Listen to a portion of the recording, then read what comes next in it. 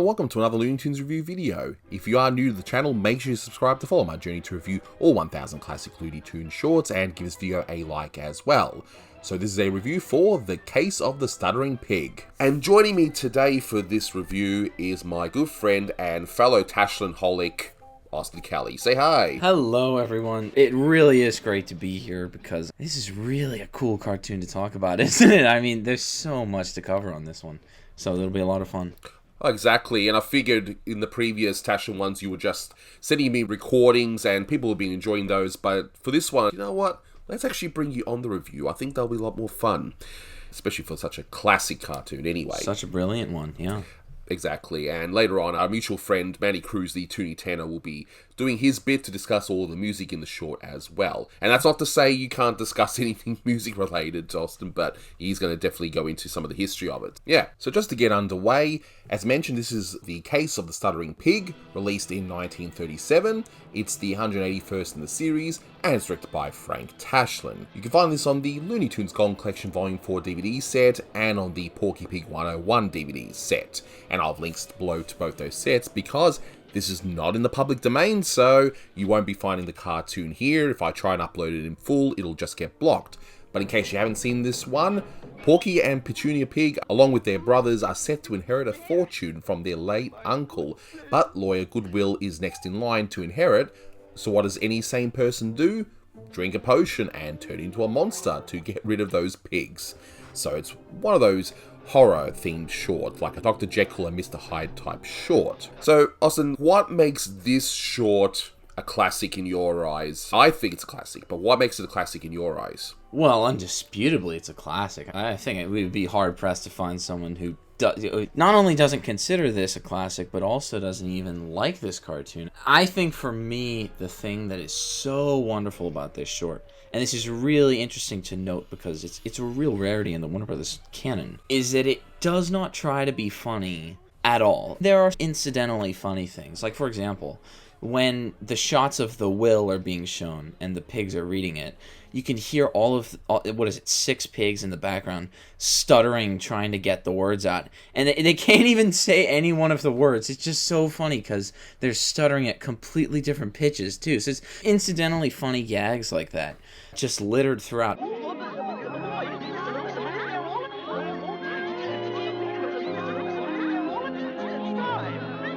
It is unique because it's one of the only Warner Brothers cartoons that is completely devoid of humor beyond those tiny things. And those tiny things which had to be there because that was what the Warner Brothers cartoon name was built on, right? It was humor and getting away from Disney and the spectacle. But really, this is completely horror. You were telling me before that the Tashlin after this one is Speaking of the Weather. It's amazing the change in those two cartoons. So, Tashlin is really so capable. But this cartoon, I think, it's completely terrifying, is what's so awesome about it. It's in that breed of, it's just about a pure horror short that just happens to have a cute character as its lead, which is, of course, Porky, and Petunia as well. She makes an appearance. Right. And I should mention, as per Keith Scott's wonderful cartoon voices book, Petunia here is voiced by Shirley Reed. I think there were rumblings about somebody else doing the voice, but he's confirmed that it's Shirley Reed, so there we are. So it's nice to have that clarified. But speaking of those Porky relatives, so we have, Peter, Portus, and Percy in this. We never see them ever again. They're just created by Tashlin, using this one short and see you later. But do you know if they were in any other comics, or is this like just a one-shot deal that Tashlin decided to do? As far as I know, they are not in any of the comics at all. It would be really shocking as well, because they didn't start making Warner Brothers characters in the comic books until, I think, 1941. That would be awesome if they just randomly showed up in the 40s out of nowhere. Maybe we should create our own comic, yeah? The Adventures of Peter, Portus, and Percy. Yeah, and Patrick too. That's the title. Yes, of course. We can't forget about Patrick, of course. There is one thing you wanted to point out, and this wonderful image, you only just discovered it, a few days ago before recording, so it's great timing. So what was that image you found? Yeah, it was someone on one of the Facebook groups posted an old Hollywood Reporter article from, I think it was January 1939, on censorship in cartoons, and they were showing frames of, cows in 1930 were allowed to be fully naked, so to speak, but in the late 30s, cows had to start wearing skirts, which is completely arbitrary, but just so they couldn't be fully nude. But anyway, they show this frame of Lawyer Goodwill with some caption about how it scared the kids in its original form. And it's a completely hideous and different design of the character. It sort of looks like a frame from the scene where he's got all the pigs trapped in the basement, and he's talking through his teeth and going like this. He's got like the two arms bent. I'm looking at them side by side right now in the concept art. He's got pupils. He's got a huge wart on the end of his nose, longer fingernails, hairy arms, pointier ears. It just looks like all the detail was ironed out. And someone was saying, oh, it's probably just because it was too hard to animate. I completely agree, but the idea is that this is concept art and was never actually animated. I don't really buy that because it looks like a cell, like they had painted it or something, because concept art was usually just drawn on. I don't know, it's very interesting. I don't know if any footage exists with this incarnation of the character. I assume not, but it'd be really cool if it did. And unfortunately, if anything was animated with that design, chances are it would have been just maybe thrown out. They had a policy of washing their cells to reuse because Schlesinger was quite on the cheap side. So yeah, I highly doubt it would exist, which is a shame because that design looks really, really good. Yeah. But let's take a look at this short. And I tell ya, I love the opening. It's absolutely incredible. Oh, man. Absolutely incredible. Because we hear, I like to call this the quote-unquote other part of the William Tell Overture, because most of the people, when they hear William Tell Overture, they usually hear the dun-dun-dun-dun-dun-dun, that kind of thing in their head, whereas this is the other part. But those special effects, who did those special effects again? That was... Ace Gamer was that's right. Yeah, the effects animator at Warner's. This was his, I guess, masterpiece in terms of special effects. It's incredible. I'm looking at it. Wow, it sets the mood up so well. It's absolutely incredible. What was your reaction when you saw it for the first time? I was completely shocked. And my first exposure to this cartoon was when I was so little. I'm going to say the same thing. Mark Hausler brings up the point in the commentary of how it was done, was that each background in that opening, there's a regular version painted. It's in black and white, so there's white colors and gray colors and black colors. And then there's a second version with the exact same colors, but inverted. So the cameraman would flash back and forth between each one of the backgrounds, so it looks like the lightning is illuminating the house. It's really cool. You don't see that in cartoons very often. And of course, the rain is like a live-action overlay, which is, again, super cool. And we get to that shot of the clock from the very low angle. I mean, how many directors would do that? Most people would just do it head-on. It's just done from the low angle, and it's much creepier. And it's more effective, too. It just sets the mood, and the mood in this is just unbelievable. And I'm guessing that, as you mentioned, a lot of directors would not have done the whole thing with having two different versions of the background that flash between each frame and that. I would just say it's just due to cost, but you have to wonder, with all the stuff that Tashlin did in his shorts, how on earth did he manage to do all that and on budget too? It boggles the mind. Maybe he made up for it in Speaking of the Weather, because he reused so much animation from previous shorts. Maybe that's how he did it. I don't know. Oh, that's a great point. That could definitely be true. Because that's what Clampett would do. He would put all his energy in his best shorts, like The Lone Stranger and Porky and that sort of stuff, but then he'll do these few other shorts which seem to be very quickie shorts that he'll just get out of the way just to make his quota. Right, the remakes, like Tin Pan Alley Cats and stuff. Yeah, exactly. He puts all his efforts into Cold Black, but then Tin Pan Alley Cats is like another quickie, so definitely. You were mentioning that this is not a particularly quote-unquote funny short, but then when you see Porky, like you're seeing all the other pigs, they're shaking, they're all nervous, it's terrible weather outside, but then you just see Porky just looking happy. It's just... the stupidest face. Absolutely love that. It's just his face. He's just there going, yeah, everything's fine. Everything's fine. And then we hear the door knocking and everyone's scared. You got the nice angle of them on the actual light. And we hear Lawyer Goodwill. Why, it's only me, your good friend, Lawyer Goodwill. He comes in, and here's what surprised me the most, though.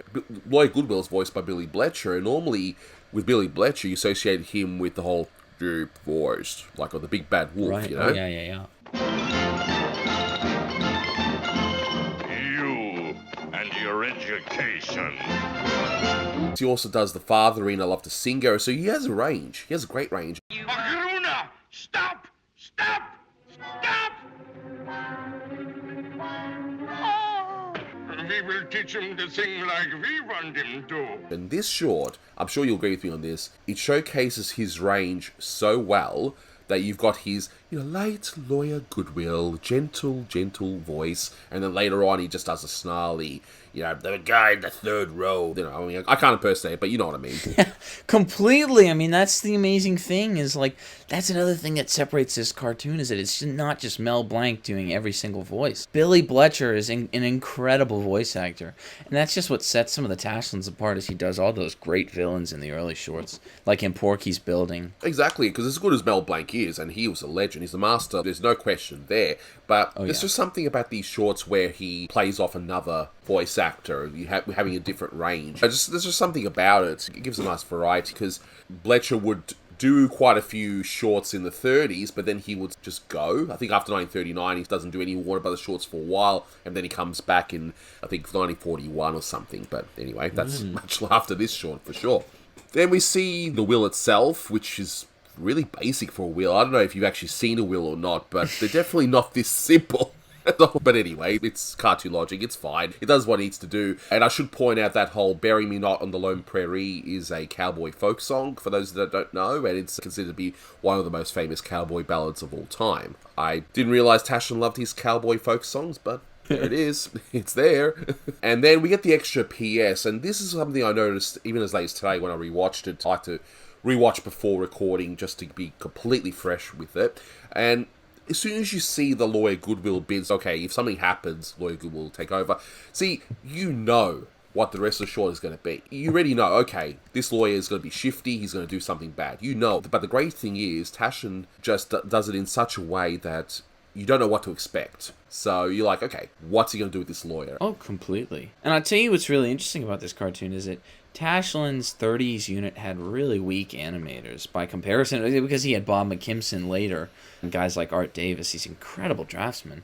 But in cartoons like Case of the Stuttering Pig, the drawing style is so weak that the characters look like they are being drawn with completely different model sheets from scene to scene. But I'll tell you why it kind of works is because Lawyer Goodwill sort of changes from shot to shot as a character, as his motives and his mood changes. He looks very sweet in that shot with the shadows where he's got the will out, and he is being very sweet in that scene.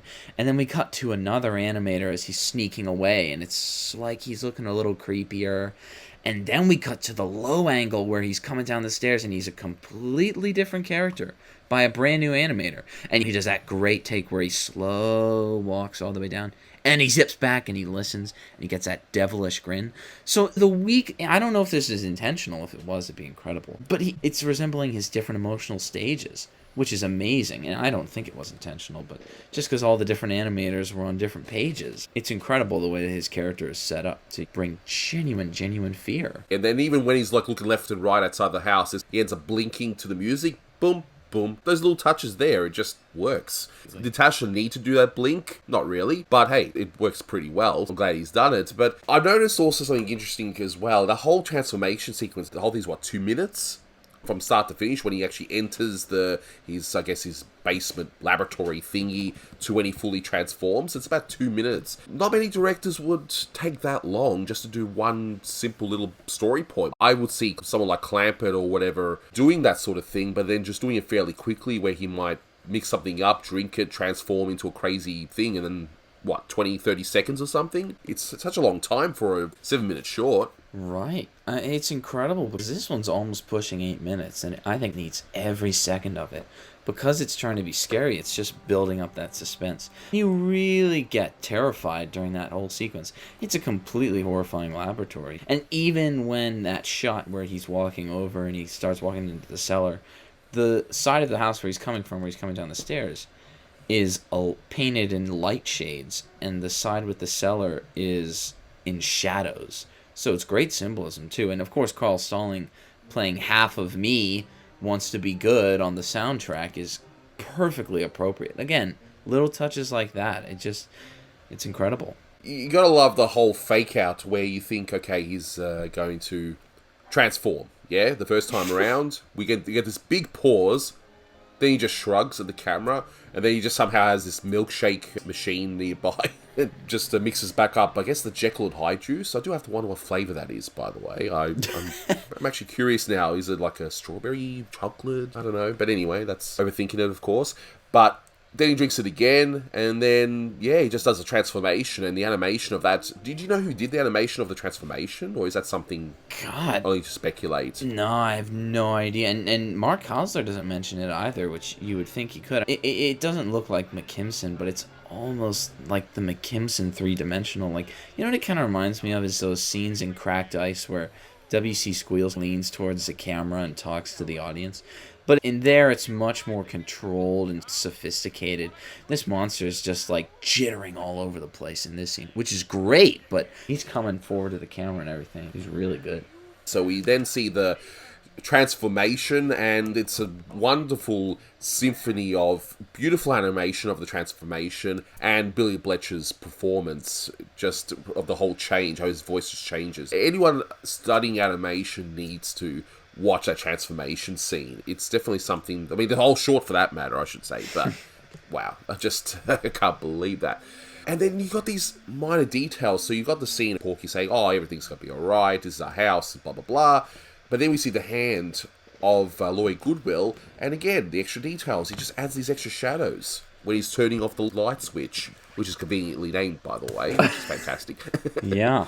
Because I know that my switchboard doesn't have, hey, big words saying light switch, but anyway, whatever. We'll just go with that.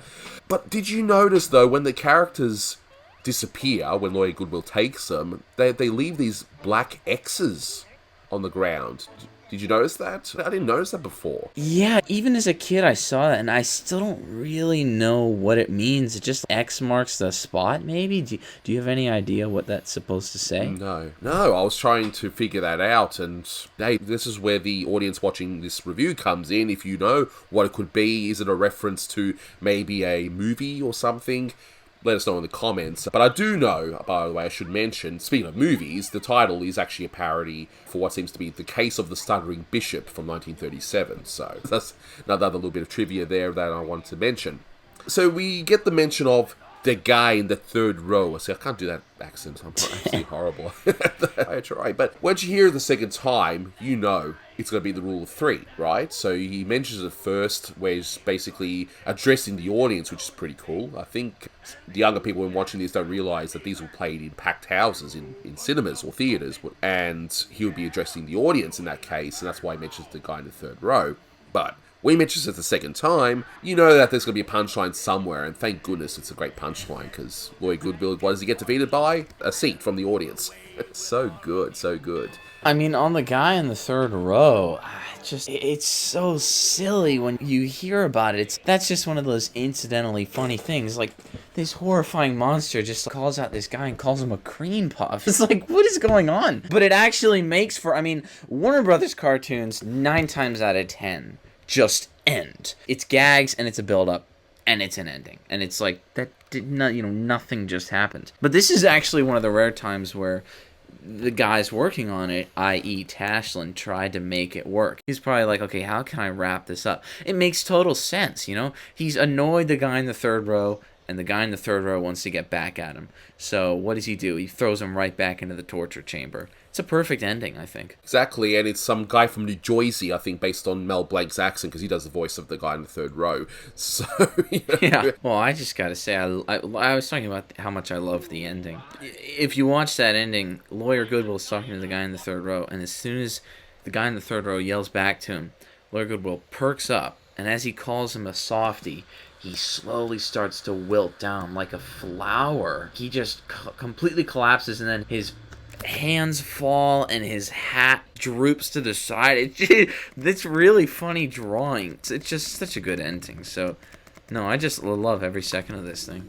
And it's one of those times where, okay, some shorts in the 30s, especially from Warner Brothers, the short just ends. And the resolution's perhaps not as satisfactory. And here, you could say, alright, it just ends, right? Because do the pigs want to keep their house? What's going to happen to Lloyd Goodwill? Blah, blah, blah, right? But no, we get a nice punchline with the guy in the third row. We can see Lloyd Goodwill in that little torture device thingy where I forgot what it's called. And, yeah, and it ends there.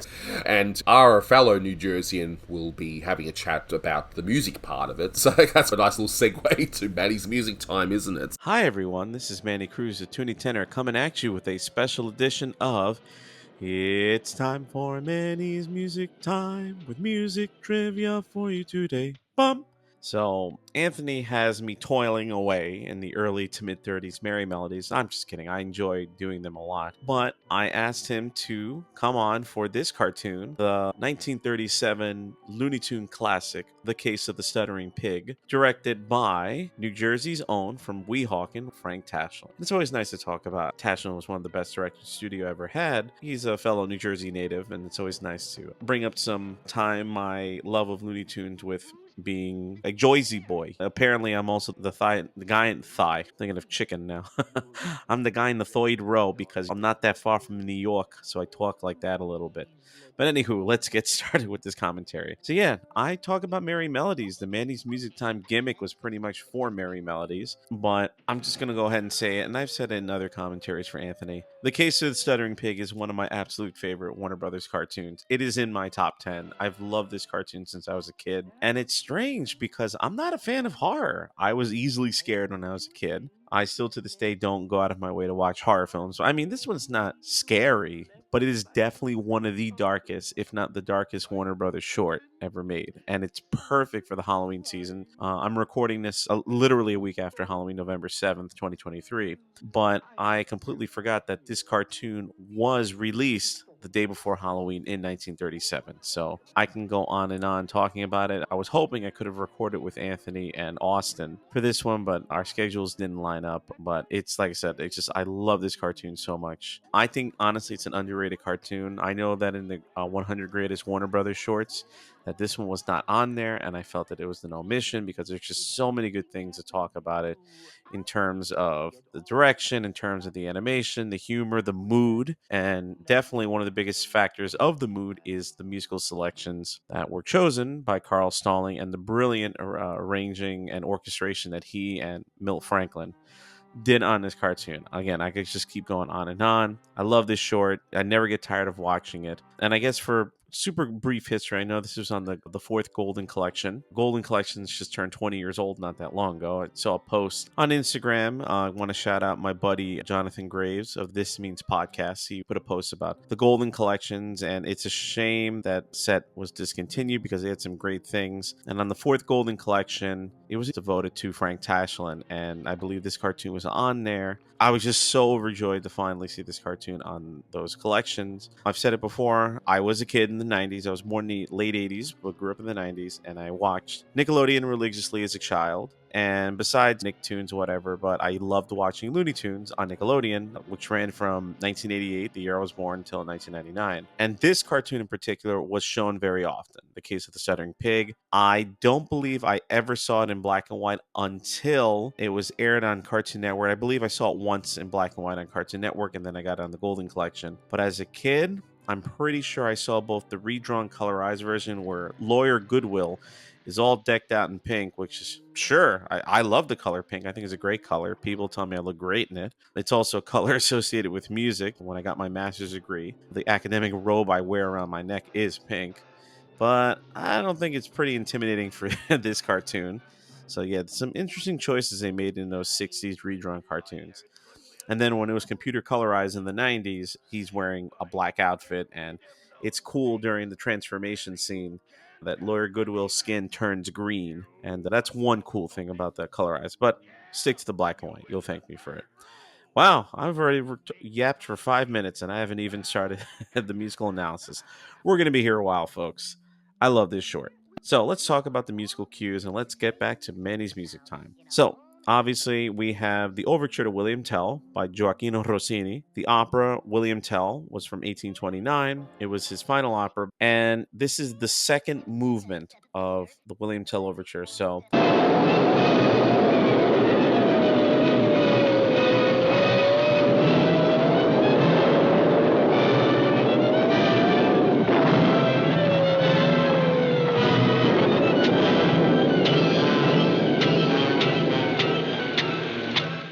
Many people, when they think of William Tell, well, they don't even think of the opera. I mean, the opera is not performed often. I've actually never seen the opera or heard much of it. Maybe one day I got to rectify that. But the overture, which is about 12 minutes long, so an overture, again, it's an opening to an opera, musical theater. It's an instrumental composition. It's pretty much setting you up for the performance. And there are 4 movements to the overture. This cartoon uses the second one, quote unquote, the storm. So the William Tell overture starts and you hear a solo cello, and then it comes in with other cellos and basses, and then it eventually segues into this part, the storm, so on and so forth, which is both the first and the second movements. It's played one after the other, are in the key of E minor, so scary, ooh, dramatic. Then it goes into the key of G major for the third movement, the call to the cows, which is used a lot in animation.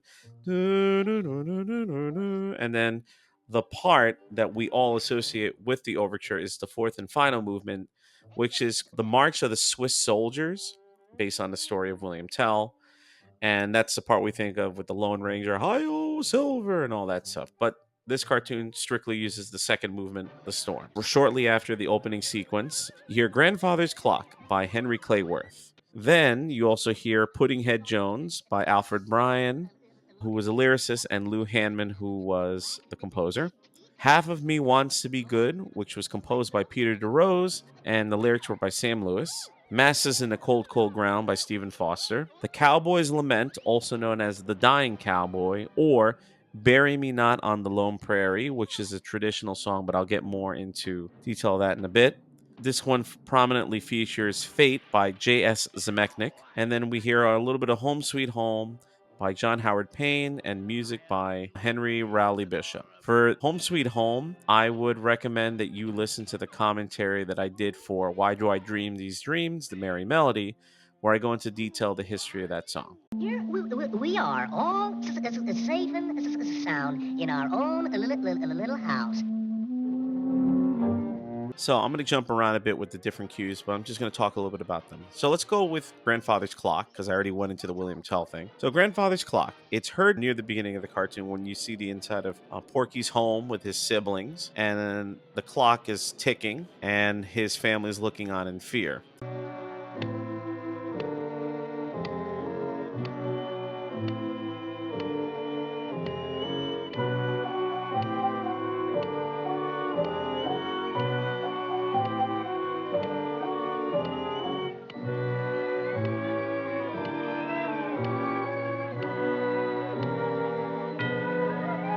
What's interesting is that Grandfather's Clock is a song that's in a major key, but Carl Stalling decided to rewrite it in a minor key to make it sound more scary and mysterious. So Grandfather's Clock was written in 1876, and according to the Oxford English Dictionary, the term grandfather clock comes from this song. I didn't even know that until researching it. I assumed that this song was talking about the clock itself, but I didn't know that this song lended the term grandfather clock to it. So a really tall brown clock, dings and all that. The earliest recording of this song is from 1905 by the Edison Quartet, which I actually found the opportunity of listening to on YouTube. So it was pretty interesting.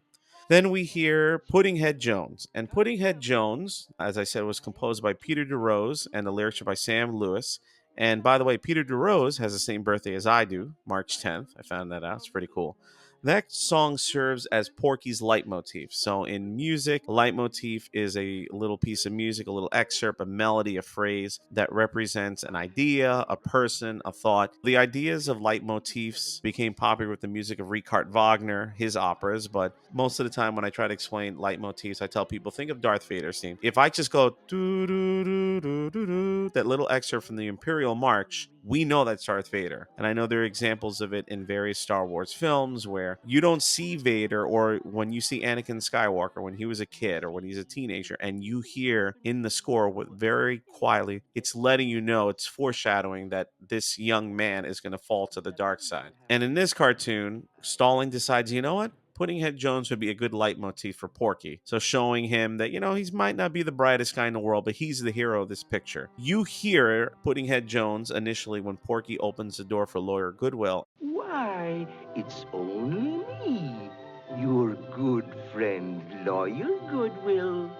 Won't you please let me in? Okay. Just a minute. And then you hear it later on when his brothers are kidnapped and he's trying to comfort Petunia, who's shaking in fear. But then during that part, you hear Puddinghead Jones played in a minor key. Porky, I'm scared. Don't be frightened. You're with me. We'll find them. When he opens the door for Lawyer Goodwill, it's in a major key because the original song's in a major key. And then Stalling flips it to a minor key to make it sound more mysterious and chilling. And speaking of leitmotifs, so Porky is Puddinghead Jones. The leitmotif of Lawyer Goodwill is the song Half of Me Wants to Be Good. And it's one of those things that as a kid, I used to watch this cartoon often. I would never think that the music was telling me a story. And now that I know the name of the song, I recognize the melody. I was like, it's musically foreshadowing that this man has a dark side to him that he's not showing. Kudos to the amazing job that Billy Bletcher did as the voice of Lawyer Goodwill, where he uses his head voice, his falsetto, whatever you want to call it. Come, come, children. And when he transforms into his dark side, the whole Jekyll and Hyde vibe going on with him, that's when you hear the Billy Bletcher voice that we all know and love, that scary baritone, that gravelly, sinister voice that he used in other Warner Brothers shorts, that he used in Disney, most famously with the Big Bad Wolf and Peg Leg Pete. And it's just, what a brilliant job. And I'm going to talk a little bit more exactly in terms of music, what Stalling and Franklin did with the arrangement and the orchestration that really tells the audience that this guy's off. There's something sinister about him.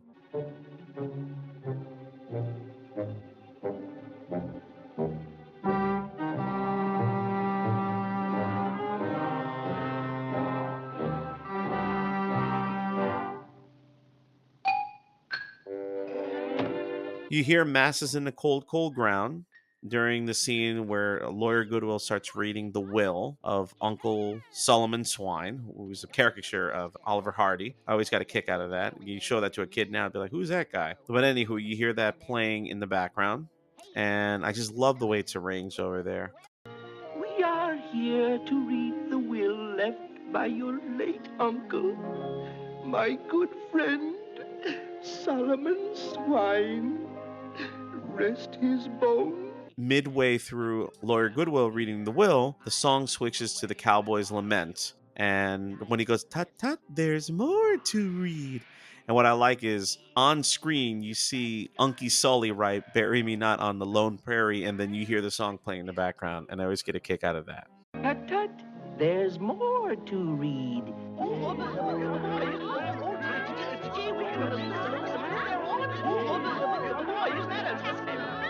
So, real quick, let me talk a little bit more about the Cowboy's Lament. When I was listening to the audio commentary for this cartoon that Mark Hausler did for the Looney Tunes Golden Collection, he mentioned the Cowboy's Lament.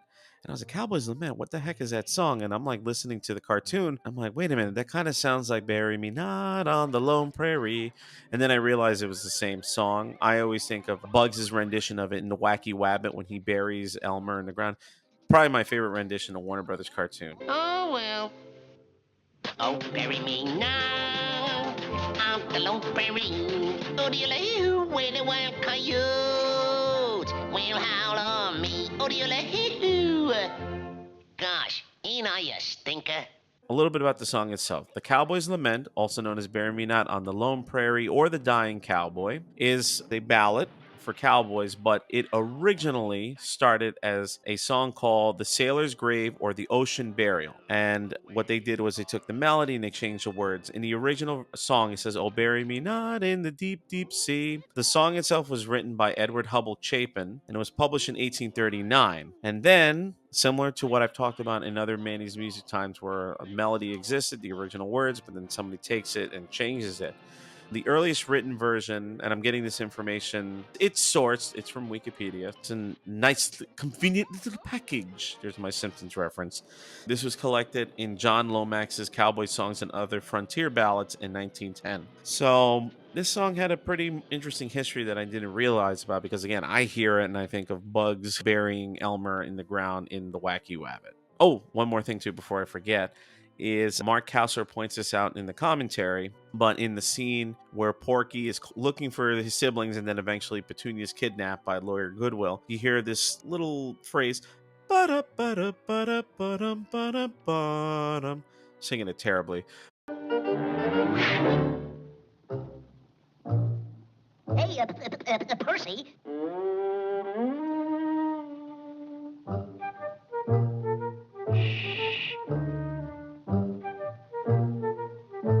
But anywho, Kausler points out that is a little musical cue that Carl Stalling wrote himself, that Stalling used earlier in his career when he worked on the Flip the Frog cartoons for Ub Iwerks. And want to give a little shout to Thunderbean Animation's new Flip the Frog set. I haven't bought it yet, but I do want to listen to this particular cue because, as you know, Stalling worked for Disney, then he worked for Iwerks, and then he came to Warner Brothers in 1936.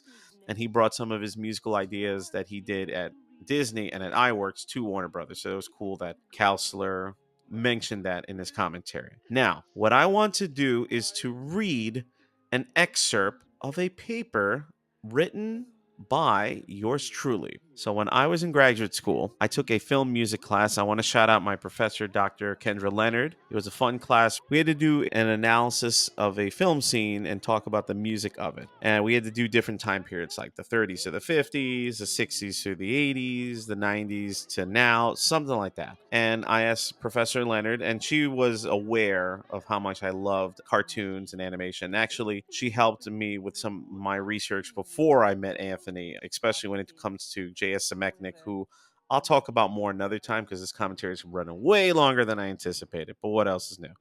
So I wanted to do like a film from the 30s and asked her, can I do a Warner Brothers short? It is technically a film. And she's like, yeah, cool, go with it. So again, thank you, Dr. Leonard, for being so awesome and for helping me learn more how to analyze music and film, which leads me to recording this commentary right now. So I'm going to quote from my paper that I wrote 3 years ago. According to animator Mark Kausler on the audio commentary of the cartoon on the Looney Tunes Golden Collection Volume 4 DVD, when Lawyer Goodwill goes to the laboratory downstairs, the music switches to a composition by J.S. Zemeckis called Fate, a silent film composition Stalling often used in this cartoon for scary situations. The sheet music of Fate was originally written for the piano, but the entire orchestra plays in the scene, the bass clef melody being played in the low strings. In the beginning of that scene. Goodwill puts on a black coat and begins to mix Jekyll and Hyde juice in 2 glasses like a bartender and drinks it to transform.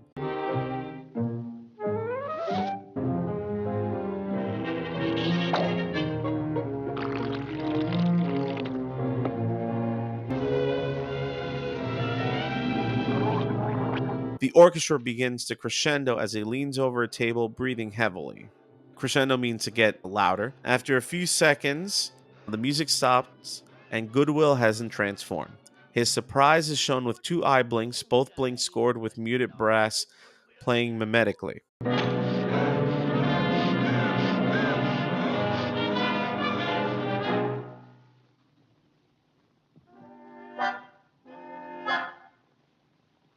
The song Fate resumes as he shrugs his shoulders and then he pours more juice into a milk-shaped blender cup and he blends the potion and consumes it. This time, the potion works as the orchestra crescendos and begins to ascend with tremolo strings. So tremolo is like a wobbly sound in the strings, playing while Goodwill breathes heavier and heavier and he transforms into his monster form.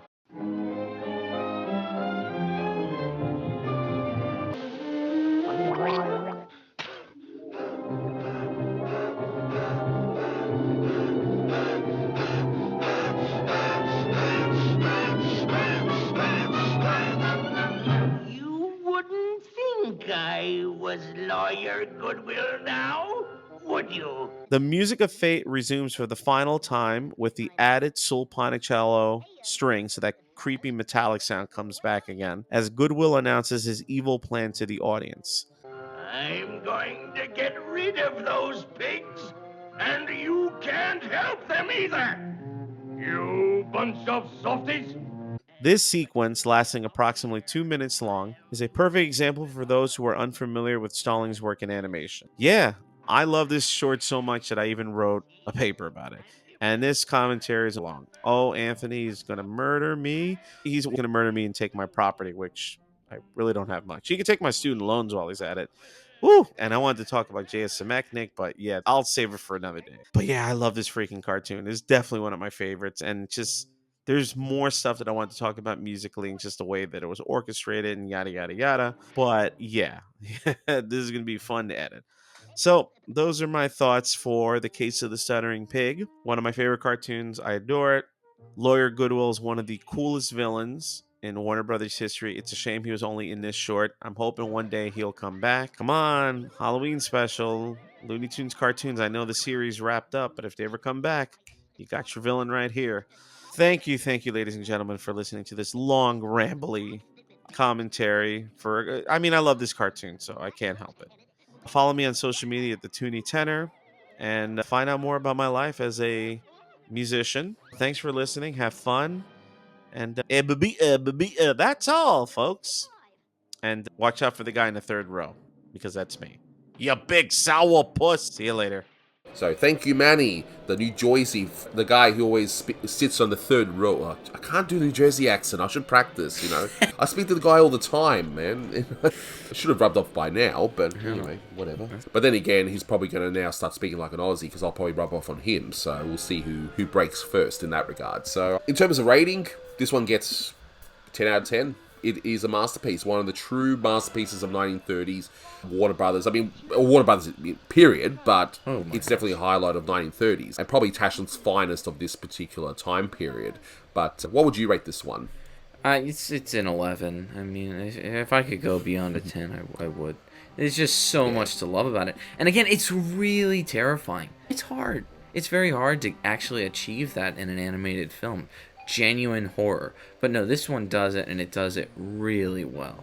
And I tell you what, it would have done it a lot better if we could have kept that original design of Lawyer Goodwill. I mean, how cool would that have been? Exactly. But something tells me that would have been probably a real pain to animate. But then again, if anyone could do it, it'd be probably Tashlin, I think. Yeah, I reckon he could get it work done in some way. Completely. Exactly right. But as we finish up, all I'm going to say is now, I reckon me and you need to now send in letters to Warner's demanding a spin-off starring Peter, Portis, and Percy. I think those characters need their due, but in all seriousness, I think they should make some merch around Halloween with Lawyer Goodwill designs. I reckon they would make a killing on that, but anyway, it could be incredible. Maybe next Halloween. Oh, yeah. Yeah, we're just recording this just after Halloween, so maybe next year. We'll see how we go. Start a petition over that. That's it. We got 1 year to go. So, guys, write into Warner Brothers, okay? But, yeah, that'll do it for this one. Thank you so much for watching, and until next time, take care. Later. Who did that? Me! Who are you? I'm the guy in the third row, you big sour puss!